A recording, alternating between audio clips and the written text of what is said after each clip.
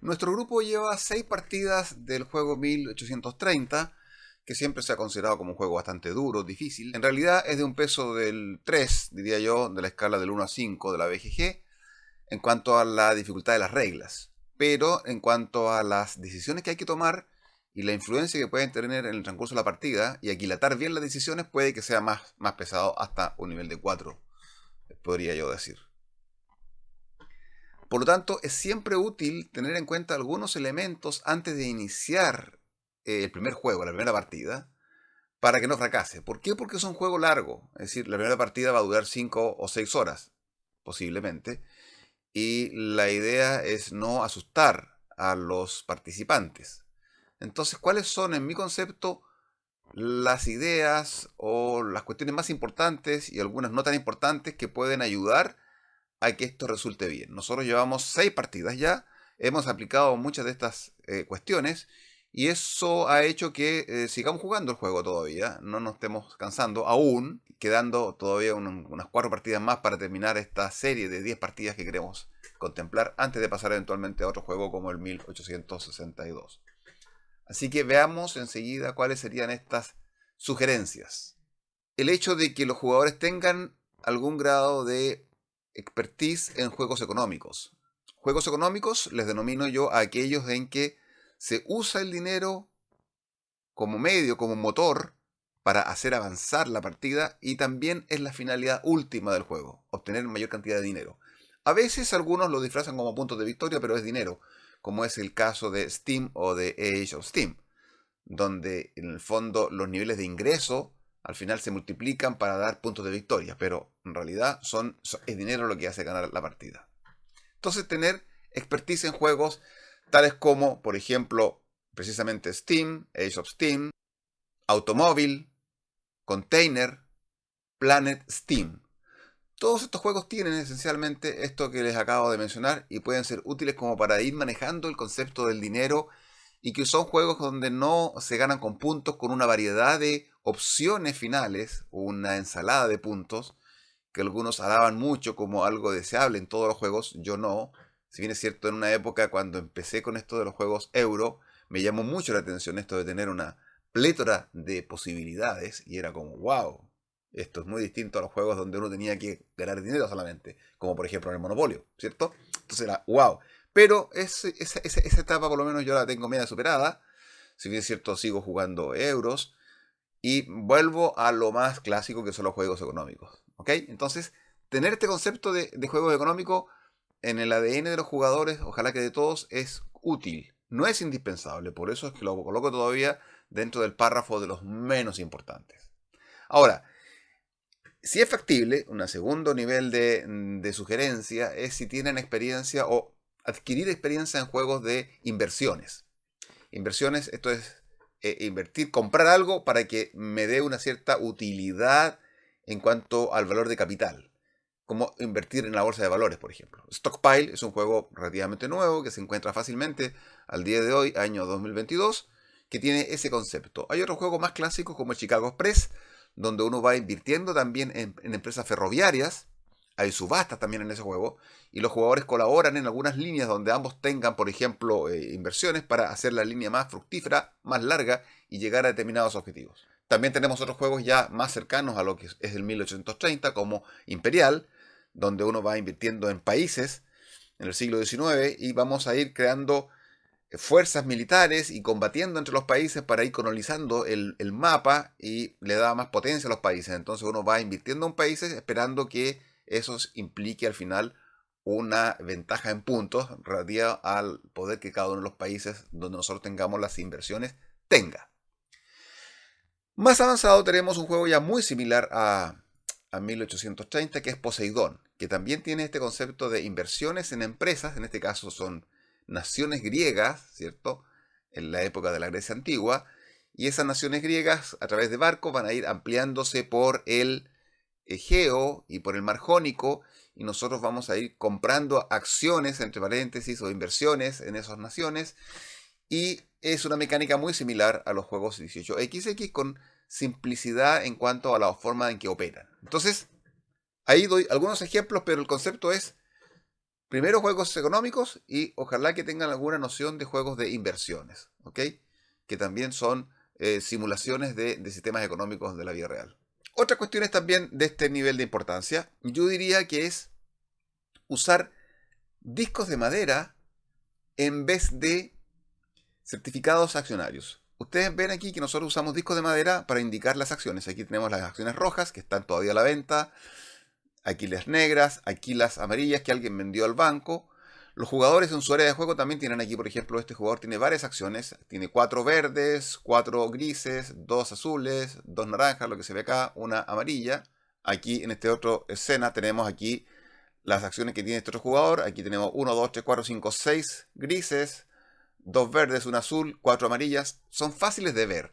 Aparte de eso, se relacionan rápidamente con lo que está en el tablero. Es decir, el jugador que tiene las amarillas puede ver rápidamente el valor accionario del mercado actual. Acá, por ejemplo, ve el valor del par aquí y ve también dónde está la sede de la empresa amarilla aquí en el centro, la ERI, por ejemplo. Lo mismo que la empresa azul, por ejemplo, rápidamente se vislumbra en qué parte del mapa está operando esa empresa y los valores respectivos en el valor par o en el valor accionario real.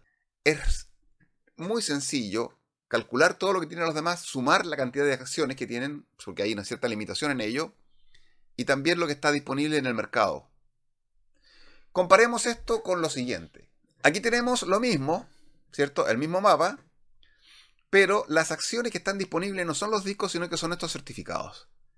Es decir, para empezar, ya los colores se nos asemejan mucho unos con otros. No se avisoran tan bien porque no siempre hay espacio para colocar todas las acciones así desplegadas, sino que muchas veces se colocan una sobre la otra.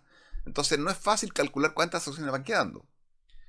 Del mismo modo, las acciones que tienen los jugadores también, el hecho de que las tarjetas o certificados sean muy parecidos a los colores o no sean tan claritos, también dificulta y la cantidad que tengan también es muy difícil de verlo. O aquí en el banco también. ¿Se fijan? Aquí en el banco tenemos, aquí hay 2 acciones disponibles de esta empresa, 2 de esta otra y otra más. Es decir, exigen mayor cantidad de espacio en la mesa, exigen un poquito más de tensión, un poco más de tiempo para calcular cuánto es lo que hay, exigen una mejor capacidad de distinguir los colores, ¿cierto? Y eso hace que el juego sea un poquito más lento, ¿ok? Menos limpio, menos elegante, menos simple. Con los discos es mucho más sencillo. Aquí, por ejemplo, comparemos, estamos viendo inmediatamente lo que tiene este jugador. 4 acciones verde claro, 3 olivas, 3 azules, una naranja, una amarilla. Aquí queda una acción roja y aquí quedan todas las acciones negras, incluso con el certificado de la presidencia, que es el único certificado que sí ocupamos. Y rápidamente calculamos también los discos que tiene el otro jugador. Entonces, no hay por dónde perderse. Otra imagen también acá.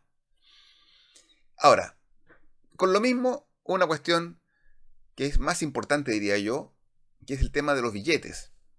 Porque trabajar con billetes de papel, que son los que vienen en el juego, como los que aquí aparecen, efectivamente es mucho más incómodo. Es trabajoso contar los billetes, porque a veces se pegan, ¿cierto? Entregarlos, calcular lo que tienen los demás, porque vamos a tener que tener a la vista la cantidad de plata que tengan las empresas. Si bien es cierto, se considera que, de acuerdo al reglamento, que son semi-privados, es decir, que uno no tiene que tener la claridad exacta, pero uno puede preguntar cuánta plata le queda. En realidad, estos juegos, donde el factor suerte y donde la información debe ser lo más transparente posible, lo ideal es tener a la vista. Entonces las monedas es más fácil de calcular. Entonces vean aquí la cantidad de billetes. Bueno, vean también el tema de las acciones. Aquí, por ejemplo, cuántas acciones queda de cada una no se sabe. Aquí ya esto es más normal. Lo que sucede es que uno no puede ver aquí la cantidad. En la primera partida que nosotros tuvimos usamos los certificados y nos dimos cuenta que efectivamente no iba. Y tomamos de ejemplo el juego Poseidón, donde en Poseidón, como están viendo aquí en esta imagen, efectivamente sí se usan los discos con mucha mayor inteligencia. Fichas de póker como las que usamos acá, que son unas fichas pesadas de 45 milímetros de diámetro, 14 gramos de peso, que se compran en AliExpress, relativamente económicas, comparativamente con las que se compran de buena calidad en Amazon, pero es re fácil poder también calcular lo que tiene cada una de las empresas. Aquí, por ejemplo, vemos rápidamente lo que tiene esta empresa: monedas azules de 50, una de 20, etcétera. Esta otra empresa amarilla, aquí tenemos la otra empresa. Entonces es re fácil calcular lo que tiene cada cual, lo que tienen los jugadores también, ahí frente a su área de juego, etcétera. que comparado con los billetes. No hay dónde perderse. Otra cuestión que también se sugiere es usar estos palitos de madera de cualquier color. Los últimamente lo hemos cambiado por rosados, porque es más fácil de distinguirlo, para colocarlos en las casillas donde las cartas especiales, o conocidas como compañías privadas, tienen asegurado un lugar para alguna función. O por lo menos se va a despejar cuando esa carta especial se venda a alguna empresa o lleguemos a la época 5. Para no incurrir en el error de construir encima de ella sin que se pueda, bloqueamos con estos elementos. Si no estuvieran aquellos, podrían olvidarnos. Y cuando se produce el efecto de que quedan disponibles, sacar el palito efectivamente ayuda también a entender a cabalidad que queda disponible el hexágono. Otra cuestión es bajar la cantidad de dinero. Normalmente el juego son 12.000 pesos, de los cuales se sacan los dineros para repartir a los jugadores. Entre 4 jugadores son 600 pesos cada uno. Para las primeras partidas, con 9.000 pesos alcanza además, porque uno de los factores que ayudan a determinar el fin del juego precisamente es el que se acabe el dinero. La verdad es que a nosotros no nos ha ocurrido nunca todavía hasta la sexta partida, porque hemos aplicado también otro factor que lo vamos a decir enseguida, dentro de las cosas que consideramos más importantes. ¿Ok? Pero por lo menos fijarlo a 9.000 pesos las primeras partidas. Otra cuestión útil es imprimir el inventario de tracks para tener 2 o 3 disponibles para que todos los jugadores puedan ver, porque efectivamente hay una cierta exigencia de que, por ejemplo, la ficha número 3 puede ser reemplazada por la que está indicada al lado por ninguna, por ejemplo. ¿Ok? Todas estas de pueblo no pueden ser reemplazadas. O la ficha, por ejemplo, 15 puede ser reemplazada por la 63. Entonces uno calcula exactamente lo que puede y lo que no puede hacer con esta información. Entonces durante todas las primeras partidas, y nosotros llevamos la sexta partida y todavía lo usamos, hay que estar permanentemente viendo. Después uno se empieza a acordar cómo es la secuencia, pero por lo menos de las primeras partidas hay que tener esto a la mano y es bastante útil poder conseguirse y imprimir del internet. Bien, veamos ahora las cosas más importantes. Lo de las fichas de póker considero que está dentro de este rango. Las mencioné antes para usarlas también como referencia junto con el tema de los discos de madera, que son elementos materiales que hay que conseguir, pero lo de póker es sumamente importante. Segundo, utilizar este track de ingresos y reparto de utilidades, que la verdad es que es increíble la cantidad de tiempo que uno se ahorra con esta cuestión. Funciona de la siguiente manera. Cada empresa tiene un pequeño mini disco de 5 milímetros y a medida que la empresa empieza a operar y empieza a obtener ganancias, se va marcando. Por ejemplo, si la empresa obtiene una ganancia de 100, aquí se está marcando el número 10, que viene siendo lo que da por acción, el 10%. ¿Ok? Se le coloca la ficha acá. Y aquí la de 100 dice que con una acción da 10, la segunda da 20, la tercera da 30, etc. Eso es re fácil. Pero supongamos que dice 27. Ok.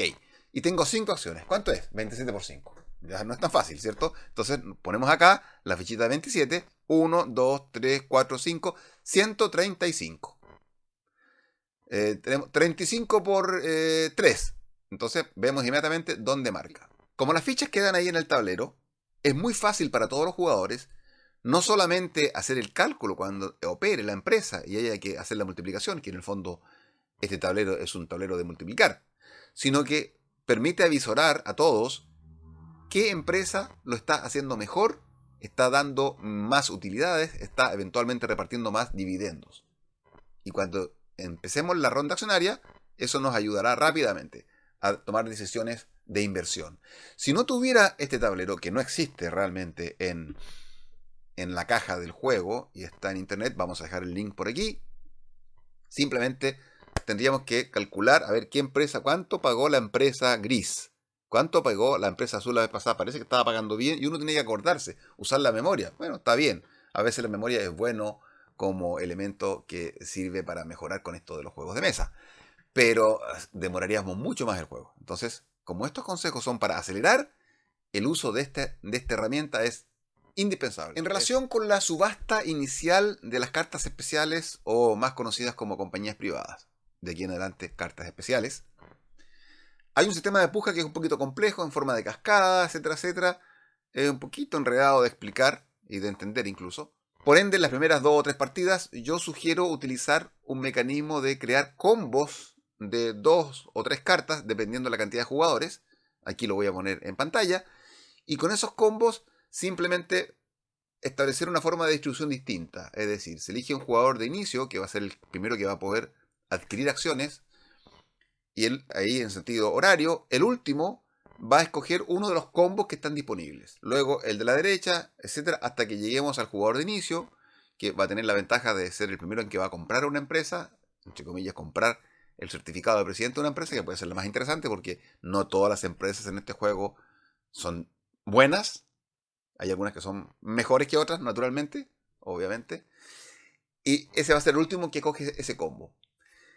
Los combos están hechos sobre las bases de los precios nominales. Sin embargo, por foros de la BGG, la gente ha concluido que esos valores son irreales, que algunos combos son mejores que otros. Y si bien es cierto, en las primeras partidas nadie está consciente de cuáles son mejores que otros, yo diría que a partir de la segunda partida habría que hacer unos combos distintos como lo que mostramos acá. Estos combos funcionan mucho mejor porque son más equilibrados y se parecen más a lo que pudiera resultar si usamos el mecanismo de la puja normal. Entonces, a partir de la cuarta partida, podría decir, la quinta, usar la puja normal. Respecto de los trenes. A ver, se supone que hay una cierta cantidad de trenes de cada tipo, 2, 3, 4, 5, 6 y diésel. Diésel son infinitos en realidad. Y el ingreso, o mejor dicho, la compra de alguno de estos trenes, el primero que compre el número 3, empezamos la época 3. El primero que compre el número 4, la época 4. Y con algunas épocas, con el inicio de la época 4, por ejemplo, y el inicio de la época 6, se eliminan los trenes que estén en poder de las empresas de los números de la mitad, por ejemplo. El tren 4 elimina los 2. El tren 6 elimina los 3. El tren D elimina los 4. Entonces se produce la obsolescencia. Eso hace que eventualmente alguien pudiera quebrar. Bueno, el tema está en que muchas veces, las primeras partidas, esto de los trenes es un poco lento porque los jugadores no compran la cantidad suficiente de trenes y hace que pasar una época a la otra se haga muy lento y no alcancemos a llegar a la época en que pasan las cosas más interesantes, que es la época del tren 6, donde se eliminan todos los trenes 3, o a la época D, cuando se eliminan todos los trenes 4, porque ahí muchas veces sucede que los jugadores no están bien preparados, no han planificado bien y van a tener que pagar con su peculio parte de o parte o la totalidad de lo que cuesta un tren. Para que uno en las primeras partidas tenga la experiencia completa, el arco completo de cómo evoluciona el juego en la partida, sugiero, y lo he tomado de un foro de variantes dentro de la BGG, y me pareció que una sugerencia era buena y la acogí y me pareció que ha funcionado bien, que al principio de la ronda accionaria, a partir de la segunda ronda accionaria, solo de la segunda, no al principio del juego, a partir de la segunda ronda accionaria, al principio de la ronda accionaria, se elimine el primer tren que esté disponible. Recordemos que se hace una pila de trenes, arriba los de 2, después vienen los de 3, 4, 5 y así se van quedando a disposición de los jugadores. Nosotros normalmente los desplegamos aquí en la mesa, todo lo que son del mismo número para saber también cuánto van quedando. Eso es muy útil también. Pero el tema de eliminarlos. En realidad nosotros llevamos 6 partidas y esta variante no la hemos dejado de utilizar.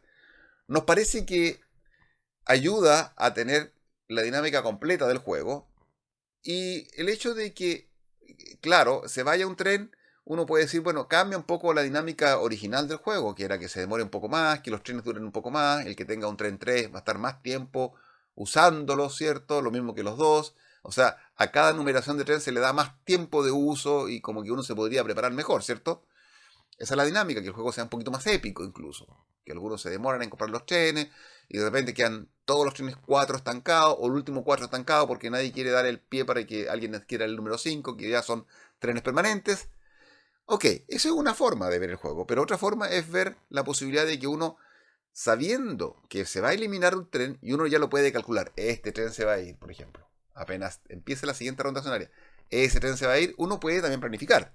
O sea, lo que se gana por un lado, se pierde por el otro. Ganamos rapidez y ganamos una nueva forma de planificar, versus ¿qué perdemos? Con esta variante perdemos tal vez un arco un poquito más lento, un poquito más amplio, que en realidad no me convence que vaya a ser mejor. De hecho, esta forma de jugar se aplica también en un juego que se llama 18 Chesapeake, que es una variante, es un nuevo juego de la serie 18XX que está pensado precisamente para novatos. O en el mismo Poseidón, donde también existe esta cuestión de que se van eliminando algunos trenes en determinadas fases del juego. Así que sugerencia absoluta para ser usada en las primeras partidas o por mucho tiempo incluso. Y finalmente, Una cuestión que es la que hemos usado y no ha implicado que el juego pierda en gracia es el hecho de poner un tope horario para finalizar la partida. Porque el hecho de quebrar no siempre ocurre. Estadísticamente, en foros de la BGG dice que 1 o 2 de cada 10 partidas alguien quiebra. Y la otra opción de que se acaben los 12.000 pesos podría hacer que el juego dure no solamente 5 o 6, sino que 7, 8 horas. Y hay reportes de hasta 11 horas. Y obviamente las primeras partidas que sean de 6, 7 horas, mata el juego. Mata el entusiasmo y echamos a perder todo y lo tiramos todo por la borda. Entonces, para evitar eso, poner un tope horario. Por ejemplo, si empezamos a jugar a las 6 de la tarde y calculando una hora aproximadamente, media hora de relajo, de un break, terminamos a las 12 de la noche, 5 horas y media. Perfecto. Y lo que nosotros hacemos es lo siguiente, no es que se acabe inmediatamente, porque puede que sea injusto, sino que a las 12 horas, o a la hora que ustedes fijen, dependiendo de la hora que empiecen, pero le ponen una hora, se gatilla el final de la partida, pero no de forma inmediata. Por ejemplo, si estamos en ronda accionaria y nos llega la hora en la ronda accionaria, lo que hacemos es permitimos que luego de que finalice esta ronda accionaria se jueguen 2 rondas operativas más, suponiendo que estamos en la época donde hay por lo menos 2 rondas. Y obviamente que vamos a estar en esa época, probablemente van a ser 3 rondas, pero vamos a permitir 2 rondas más. Si el horario fijado con antelación llega en fase operativa, ronda operativa, terminamos el conjunto de rondas.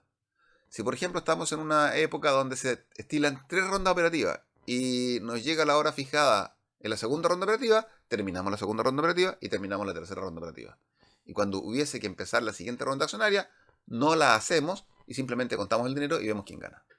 Entonces, con eso tenemos claro de que efectivamente hay una hora prefijada, pero hay una opción de planificar una media hora más probablemente donde los juegos va a terminar desarrollándose. No conviene de todas maneras que el juego termine en ronda accionaria, porque si decimos ya termina ahora y estamos en ronda accionaria, todos los jugadores podrían empezar a vender acciones y hacer bajar los valores y se produce un efecto un poco indeseado que no es lo que se ha querido. Esas son las recomendaciones, las primeras que dije, las menos importantes, y estas últimas, las más importantes, más básicas, que estimamos pueden ser útiles para los novatos.